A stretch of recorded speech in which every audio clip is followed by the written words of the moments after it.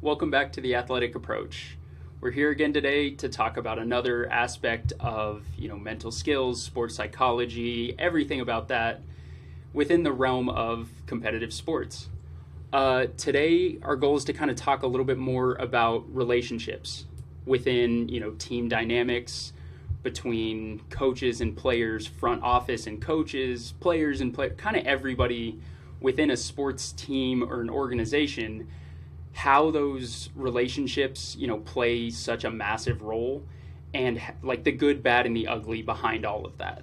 hmm And it's so important to remember that these relationships, if you just think of the basic foundations of them, and you can think about this with your family and friends, even so, like what makes that relationship work, and it can be trust and it can be care, and it's all these things that you'd expect in sort of a relationship, whoever that may be. And that's the same kind of how it resonates with, say, your coach and you as a player, because you have this sort of dynamic where if you feel like you're cared about by your coach or you feel like you've got enough trust there, you're likely to then obviously want to perform well, you're going to want to do the extra work, you're going to want to listen. And I think that's so important, is the listening, because sometimes when things can get, like I said, when things can get a bit ugly, or and you have to listen to, say, criticism, it's like knowing that your coach is telling you this for a reason, and it's only for you to then get better. But if you don't have those basic foundations, sometimes it kind of gets a bit funny, and then it's like, oh, are they attacking me? And it's like, oh, and what do you do then? Yeah, you said it perfectly. The foundational part of that's kind of the whole thing behind relationships. We've talked about all these different scenarios in sports and different skills, but if that relational piece is missing, those skills and those conversations you have to have just don't flow as well. Like you said, if a coach has to correct something and you don't have that fully trusting relationship, knowing that your coach is doing something to help you, it may come off as them targeting you or them coming after you, anything like that. And the same kind of goes in the other direction. It's really a two-way street, where if that relationship between coach and athlete is broken or not really formed yet, and a player, messes up, makes a mistake, the coach might look at that as, oh, I was intentional, or they're not even trying, or it could be anything. But if we have that foundational relationship, the players and the coaches have connected on a deeper level, then the coach can answer those questions either by knowing what happened with the athlete or by simply just talking to him and going up and saying, hey, what happened here? Like, it looked like, you didn't know what you were doing, or you weren't giving full effort, whatever the case is. And then the athlete can kind of vouch for themselves. And that's when these good, conversations are actually able to happen. And that's when we see like the growth happen and athletes get better and coaches get better too. We always talk about, athletes improving and trying to make our athletes better and perform better. Coaches go through the same process. A first year coach getting into whatever level, whatever sport, has all the same type of battles as a first year player joining an organization, joining a program. So if we can kind of level the playing field a little bit and get these conversations done and get these relationships formed, then everybody can grow together a lot easier and get through those ugly times and those rough patches as a unit, as opposed to one person each kind of fighting their own battles. Absolutely. And it same goes with your teammates and how you support your fellow teammates and how they also support you. And again, when those mistakes happen, not if, when, because it will happen, it's taking that accountability and trusting that you're going to take responsibility, and trusting that your teammates will also take that responsibility. Because if if you don't do that, then you'll start blaming each other, and then the whole relationship then breaks down. And then and it's a funny sort of dynamic when you're thinking about your fellow teammates, because it then feels like, you're competing for a spot on the team, or in sort of like from a dance perspective, like you'll have other dancer friends who are going to the same auditions as you, wanting to book the same jobs, but you're still competing against them. But yet it's still so supportive. Like the dynamics are just so dynamic. But it is just something that's so interesting because it is that competitiveness, but it's also that support that you want, um, that kind of, yeah, brings that relationship together within the sporting world anyway, yeah. Yeah, that's that true healthy competition we want, where everybody is battling, going 100 miles an hour in practice, and everybody's competing for that starting spot or whatever it is. But at the same time, it's not in like a negative way. You're competing to make yourself better, not with the hopes of somebody else stumbling and falling. You want them to succeed, but you also still want that starting position. It's a weird dynamic to think about, but it's so much healthier to have an organization that runs like that type of culture from top to bottom, where everybody is striving for that number one spot and pulling each other along. That boosts performance over time. Where if you and the person next to you are competing, putting in the extra work, doing everything you can to get up to the top of the depth chart, then everybody's improving.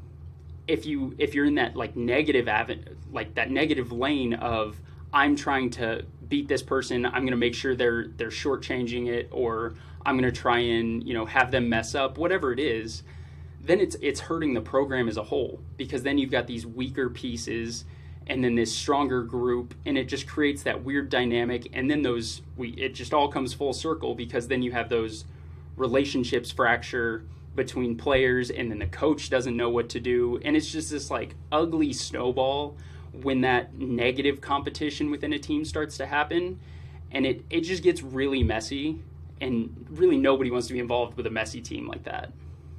Understanding your teammates on a deeper level is so important, because you do get that, like you said, this personal connection, where you're then more than just the athlete, you're a human being as well. And it can be like, it doesn't even have to be sort of sitting in a circle, like everyone telling their stories. It can be in so many different ways, like, and it can happen in so many different aspects of, even whilst the season's going on. So for example, it could just be having a conversation on the coach with literally on a bus coach. I don't know what terminology you use in America, but in like a coach or a bus, and you're just talking to your fellow teammate, and it doesn't have to be about the game, and it doesn't have to be about the next game. It can literally just be like, oh, like how's your family? How's your pet dog or something? It can literally be little things like that, or it could even be like group activities that you can be involved in. So I know, kind of at university level, like over here anyway, with sports teams and stuff, there's always this sort of culture of going out, or even like staying in, watching a film and things like that. And those moments again where you're not thinking about the next performance, you're getting to know each other, and then you can build those foundations in that relationship, and just know the person that you're dancing next to or playing next to, and it makes the difference. And then you build friendships off of that. So and you want to be friends with your teammates, yeah. Like, Yeah. Yeah, and you made a really good point of like, in the preseason, before a season starts, that's when a lot of this work can get accomplished. Because once your season starts rolling, we don't have time for anything but practice, play, practice, play. So at the beginning of the year, laying out those values, getting everybody on the same page. And it's weird to think about teams not having like relationships among one another, because we've both been there. You spend countless hours with people on your team, but I know I've been in the situation where the person right next to me, in college, I didn't know what his major was. I didn't know where he was from. I knew his first name maybe. That happens because you just get into the grind of the season, and you're thinking about nothing but going to practice, going to work out, getting on a bus to travel, whatever it is. So that's why before the season, it's good to have like just genuine conversations among a team. Coaches getting to know their athletes past what their jersey number is, or what position they play, or anything like that, and starting to know them as people, not just athletes. And that holistic relationship is the true foundation of all these relationships we're talking about. Where if an athlete and a coach have this conversation and they talk about their backgrounds, they talk about their families, they talk about their interests and hobbies and X, Y, and Z, they build something deeper than just coach player. And then it's like colleagues almost, and you can work together and you can go to each other for help and you can take criticism better. And the same goes with player to player. Even if you're spending, 3, 4, 5 hours a day with your teammates, you may never talk about anything more than just your sport. So at the beginning of the year, I think it's really helpful to have like designated times and set aside some space to do this, to have these conversations and just let everybody get to know each other. It's really fun. When I work with teams, I do this a lot for the reason of helping these athletes get to know each other. But for me, I also get to hear some incredible stories. Just the other day, I was talking with a team and I asked them, hey, what's the coolest thing or the coolest place your sport has allowed you to go? Because we all know sports can do incredible things. They can take us across the globe, meet the best people of our lives. And I heard about these college athletes in high school getting the chance to play all over the world and to play for national teams and do this, do that. And I could see the reactions of other athletes in the room, and they had never heard these stories. And some of them had been teammates for 4 years. And just, you could see, like, I could see these relationships, like, forming and growing right in front of me by just simply, like, sharing some of our life stories. So, like, we talk about relationships, it's not like a crazy concept to tackle. Sometimes it's as simple as just a conversation. And it takes away from like the results as well, and like gets you to focus on the process of just enjoying turning up to training, enjoying performing together or playing together. And it you almost take that step back, because kind of similar with you, like in my first year of uni, I didn't really have that many friends on the dance team. I had friends, but they either weren't on the same team as me, they were on like a different style, or they just came to the events for fun, or so I'd have friends like that, and then but like I wasn't really close to them. But then when it got to, actually it was, interestingly, it was kind of on, so the way that it works is that you'll be training from September till about February, and then competitions were around February, March time.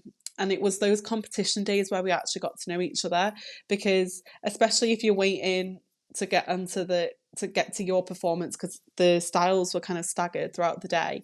And I had a few friends where we were both just on hip hop, and that was always at the end of the day. And you have like literally the full day from 8 a.m. till about 6 p.m. And like you get to know each other in that sense, and like you're cheering each other on and you want the best for each other. And that's kind of how we bonded.